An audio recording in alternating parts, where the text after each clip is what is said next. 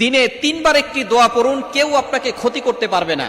আসমান ও জমিনের ভিতরে যা কিছু আছে সকল জিনিস থেকে আল্লাহ আপনাকে হেফাজত করবেন।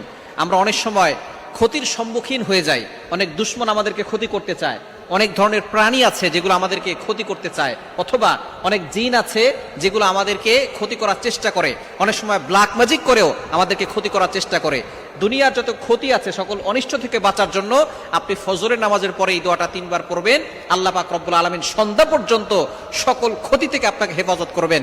মাগরিবের নামাজের পরে আবার 3 বার পড়বেন। সারা রাত আল্লাহ পাক রব্বুল আলামিন আপনার জন্য ফেরেশতা নিযুক্ত করে দিবেন, যারা আপনাকে প্রটেক্ট করবে, হেফাজত করবে। দুনিয়ার কোনো শক্তি আপনাকে ক্ষতি করতে পারবে না।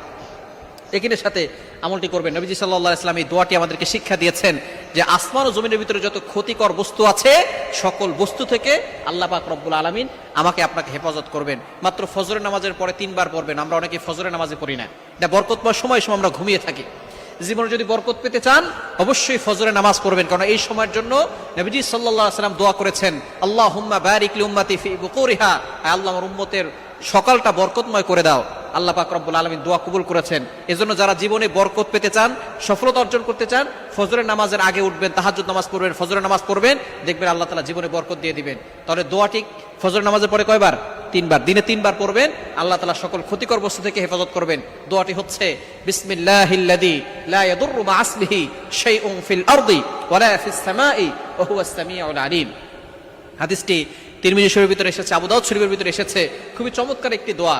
আপনি আল্লাহর কাছে দোয়া করছেন, বিসমিল্লাহিল্লাযী লা ইয়াদুররু মা ইসমিহি শাইউন ফিল আরদি ওয়ালা ফিস সামাই ওয়া হুয়াস সামিউল আলিম। আসমান ও জমিনের সকল ক্ষতিকর বস্তু থেকে আল্লাহ আমাকে হেফাজত করে, আমি আপনার কাছে আশ্রয় চাই। এভাবে যদি আপনি আল্লাহর কাছে দোয়া করতে পারেন, আল্লাহ পাক রব্বুল আলামিন সাপ বলেন, বিচ্ছু বলেন, প্রাণী বলেন, জিন বলেন, মানুষ বলেন, মানুষ শয়তান, জিন শয়তান, সকল ধরনের অনিষ্ট থেকে, সকল আসমান জমিনের সকল বস্তুকর ক্ষতিকর বস্তু থেকে আল্লাহ তাআলা আপনাকে হেফাজত করবেন। তাহলে দিনে কয়বার পড়বেন? 3 বার পড়বেন ইনশাআল্লাহ। ফজরের পরে 3 বার, মাগরিবের পরে 3 বার। ফজরের পরে 3 বার পড়লে সন্ধ্যা পর্যন্ত আল্লাহ হেফাজত করবেন। মাগরিবের পরে 3 বার পড়লে পরবর্তী ফজর পর্যন্ত আল্লাহ আপনাকে